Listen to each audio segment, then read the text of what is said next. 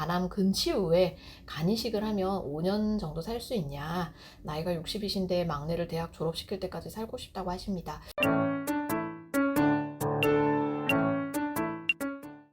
네, 오늘 랜선 진료실 시간 2편 시작됐습니다.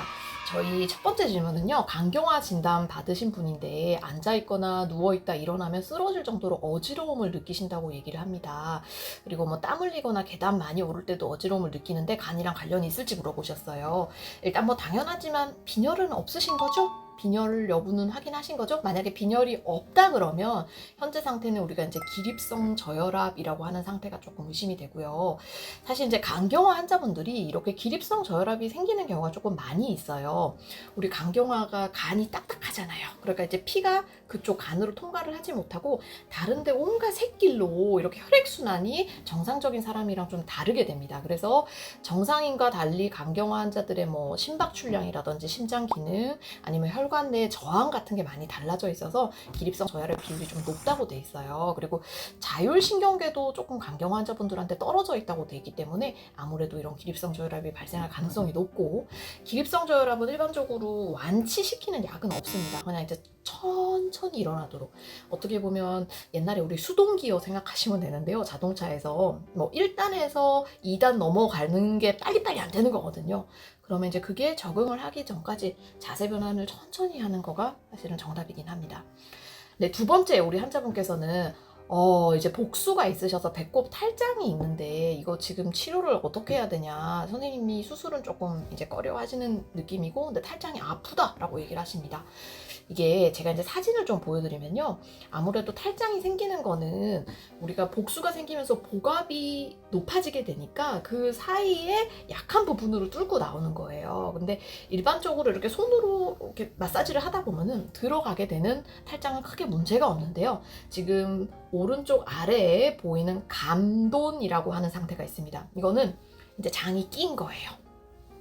그래서 여기 복벽 사이로 장이 왔다 갔다가 돼야 되는데 왔다 갔다가 안 되고 여기에 목 졸리듯이 혈액순환이 되지 않으면 장에 혈액이 안 가게 되니까 얘는 썩게 되겠죠. 감도는 굉장히 응급 상황이 될 수 있기 때문에 만약에 이런 통증이 지속된다든지 아니면 컬러가 바뀌기 시작하는 것 같으면 그때는 뭐 재발 위험성이 높다고 하더라도 우리가 보통 탈장 수술을 하게 되거든요. 물론 그 전에 복수 조절을 조금 더 빡세게 하기는 하겠지만요. 그래서 지금 얘기 드리는 것처럼 갑자기 통증이 심해지던가 아니면 그 부위에 열감이 느껴지던가 뭐 하는 감돈이 의심되는 증상이 있을 때는 응급실로 바로 가시는 거 추천드립니다. 다음 환자분께서는 B형 간염 S항체, C항체가 다 양성인데 간암을 조심해야 되냐. S항체가 양성이란 얘기는 어쨌든 B형 간염에 대해서 싸울 수 있는 힘이 있다는 거고요. C항체가 양성이라는 거는 과거에 걸렸을 수 있겠다. 지금은 나았는데. 그래서 이런 경우에는 C항체가 음성인 경우보다는 그래도 C항체가 양성인 경우에 약간 간암 위험성이 올라간다고는 돼 있습니다만 S항체가 양성이기 때문에 크게 문제되진 않습니다. 그러니까 거의 정상인과 비슷하다고 생각하시면 될 것 같아요. 다음 환자분께서는 이제 이전 영상을 보고 질문을 주셨는데 제가 이제 그런 얘기를 한번 영상에서 드렸어요. B형 간염의 경우에는 어렸을 때 걸릴수록 만성화가 되기 쉽고 커서 걸리면은 만성화가 아니라 오히려 나을 가능성이 높다. 근데 이제 이게 정말 다 없어지는 거냐? 네, 이제 커서 걸린 분들은 아예 B형 간염이 없어지게 됩니다. 그런 항체까지 생기는 경우도 많이 있고요. 매우 어렸을 때 생기는 경우에는 이제 그렇게 잘 완치되는 경우가 드물고 한 95% 이상이 만성으로 좀 가게 되겠죠. 그리고 자기가 있었는지 없었는지 모르고 나았은 거를 어떤 검사로 알 수 있냐. 이게 바로 HbC IgG 검사라는 게 있습니다. 그래서 요걸 한번 검사를 해보시면 이제 뭐 S항원은 음성이고 뭐 S항체는 지금 상관없고요. HbC IgG 항체가 양성일 경우에는 과거 감염자일 수 있겠다라는 클루를 제공을 합니다. 다만 이게 뭐 100% 일치는 좀 아닌 것 같아요. 그냥 약간 임상적 의미가 그 정도만 있다라고 생각을 좀 해주세요. 네, 우리 다음 환자분께서는 자가면역 간염인데 간경화인데 항바이러스를 먹어도 되냐고 물어보셨어요. 항바이러스제는 기본적으로 B형 간염이나 C형 간염이 있는 분만 드시는 거라서 자가면역 간염에는 해당은 되지 않습니다. 그리고 지금 우리 환자분께서는 우루사, 면역억제제, 솔론도 두알 너무너무 FM대로 표준 치료를 잘 받고 계시는 거예요. 간 치료제가 더 없냐? 이미 100점의 치료를 받고 계시기 때문에 더 없습니다. 이것만 잘 드시면 되고요. 다만 자가면역 간염은 이제 우리가 만성 질환이기 때문에 계속 관리와 복약을 좀 충실히 해야 되거든요. 그래서 외래 다니시는 것만 조금 신경 써주세요. 네, 우리 다음 환자분께서는 저는 이거 있고 너무 속상했는데 이제 이분이 간경화가 있고 병원도 왔다 갔다 해야 되니까 조금 힘드신 상태인 것 같아요. 근데 우리가 보통 투석하는 분들은 그 신장 투석하는 분들은 산정특례라 그래서 중증질환 적용이 되거든요. 근데 간경화 환자는 안 되냐? 네, 아직까지 간경화는 산정특례에 해당이 되지가 않습니다. 사실 이 부분을 저희가 학회 차원에서도 조금 우리 간경화 환자분들을 산정특례 대상이 되게 하려고 노력은 하고 있는데요.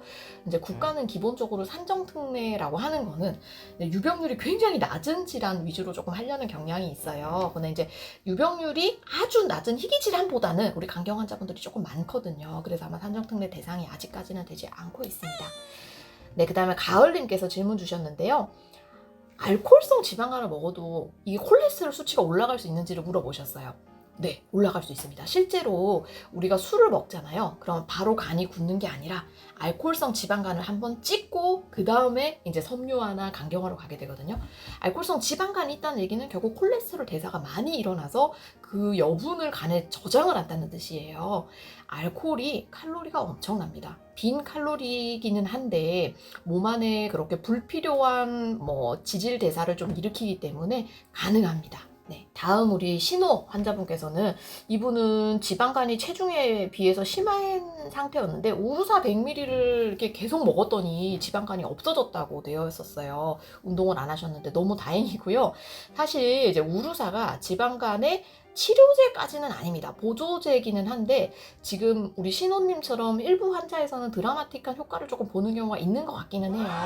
예전 연구 분석을 좀 해보면은 이 우루사가 특히 도움이 되는 경우가 조금 비만하거나 아니면 젊거나 남자이거나 이제 이런 경우에는 그렇지 않은 분에 비해서 우루사 효과가 조금 있다고 돼 있어요. 그래도 어쨌든 완치제는 아니지만 우루사 먹고 좋아졌으면 다행인 거죠. 네, 축하드립니다. 다음에 우리 미자님께서 위암 수술 6개월 이후에 간세포암이 2개가 생기셔서 색전술을 하셨는데 식사를 못 하셨다가 이제 조금 하신다고 해요. 이게 혹시 간세포암이 위암과 별개로 따로 생긴 건가요? 아니면 위암이 혹시 전이된 건가요? 일단은 따로 생겼다는 그 가정하에 얘기를 드릴게요. 2개면은 당연히 색전술을 했을 텐데 5.7cm면은 우리가 간암치고는 꽤 크기가 또 크긴 하거든요. 작은 편은 아닙니다. 우리가 보통 한 5cm 미만 정도 돼야 좀 작은 축에 속하는데 당연히 그 2개 치료를 했으니까 몸에 또 부담이 많이 됐을 거예요. 하고 이미 위암 수술을 하신 상태라서 그쪽 혈관 주행이라든지 아니면 위 기능이 조금 떨어져 있을 가능성이 높은데 색전술 했으니 당연히 이러실 것 같고요. 사실 위암 수술이라든지 이전에 건강하시던 분들도 수술 안 했던 분들도 색전술 이 정도 크기 하고 나면은 한 1, 2주는 열나고 몸살 나고 식사 못 드시고 컨디션 다운되고가 있습니다. 물론 시간이 지나면 회복은 되겠지만 특별히 시술이 잘못됐다 그런 문제는 아닌데 이제 암이 죽을 때 곱게 죽지 않고 뭔가 굉장히 힘들게 하면서 죽는구나 라고 생각을 좀 해주세요. 그래도 힘드신 만큼 이번 간세포암 치료는 잘 되셨기를 기도드립니다. 다음은 이제 혜련님께서 올려주셨는데 예, 마음이 아프죠. 결찰수를 하셨는데 피가 안 멈춰서 심정지도 이제 생각하라는 얘기를 들으셨나 봐요. 아마 지금 이 방송을 들으실 때쯤에는 우리 대상 환자분이 어떻게 될지가 조금 결정이 되셨을 것 같은데 사실 간 기능이 굉장히 좋지 않으면요 이런 결찰수를 해도 정말 피가 멎지 않는 경우가 있습니다. 그래서 우리가 보통 정맥류 출혈 이런 걸로 왔을 때 그 환자가 살고 죽고를 좌지우지하게 되는 게 의외로 간 기능 자체가 영향이 되게 커요. 그러니까 이제 비대상성 간경화나 차일드 C처럼 간 기능이 되게 떨어져 있을 경우에는 우리가 아주 효과적인 결찰수를 해도 사망하게 되시는 확률이 조금 높고요. 사실 이럴 때는 하는 데까지는 해보겠지만 너무 힘든 치료는 하지 않는 게 어떨까라고 개인적으로 생각합니다. 근데 이거는 사실 앞뒤 환자 히스토리를 봐야 되는 거니까 가족분들이랑 상의를 조금 하시는 게 좋을 것 같아요. 오늘 2번째 랜선 진료실 시간 마지막 질문입니다. 이 질문도 마음이 아팠는데, 첫 번째, 간경화 환자가 간암이 걸리면 양성사 치료를 하고 싶다. 두 번째는 간암 근치 후에 간이식을 하면 5년 정도 살 수 있냐. 나이가 60이신데 막내를 대학 졸업시킬 때까지 살고 싶다고 하십니다. 우리 환자분 지금 간암 진단을 받으신 거죠. 일단은 양성자 치료 같은 경우에는 그 인디케이션이 있습니다. 그래서 우리가 일반적으로 근데 양성자 치료가 첫 번째 치료로 권유되는 병기는 없어요. 그러니까 우리가 뭐 조기 치료라든지 아니면 뭐 중기 치료 아니면 뭐 진행성 간암에서 각각 1차적으로 추천되는 치료는 뭐 수술, 그 다음에 색전술 아니면 항암 치료 이런 식으로 좀 나눠지고, 양성자 치료의 경우에는 그런 1차 치료가 해당이 되지 않거나 아니면 1차 치료에 반응하지 않을 경우에 보조적으로 우리가 보통은 생각을 하게 되고요. 간암을 근치시켰다, 즉 잘 없어졌기만 하면 우리가 간이식을 하게 되면 5년이 아니라 훨씬 더 오래 사실 수 있습니다. 근데 이제 근치가 잘 되는 게 여기서 첫 번째 핵심일 것 같아요. 우리가 보통 간암 근치를 할 수 있다는 거는 딱 3가지 치료가 있는데요. 수술하는 거, 고주파 열치료술, 그러니까 암에다가 아예 바늘을 찔러 넣고 태워버리는 시술, 그 다음에 세 번째는 간이식, 이렇게 3가지가 근치석 시술이라고 합니다. 오늘 정보 많이 도움되셨는지 모르겠습니다. 여러분 항상 건강하시고 또 궁금하신 거 있으면 댓글 남겨주세요.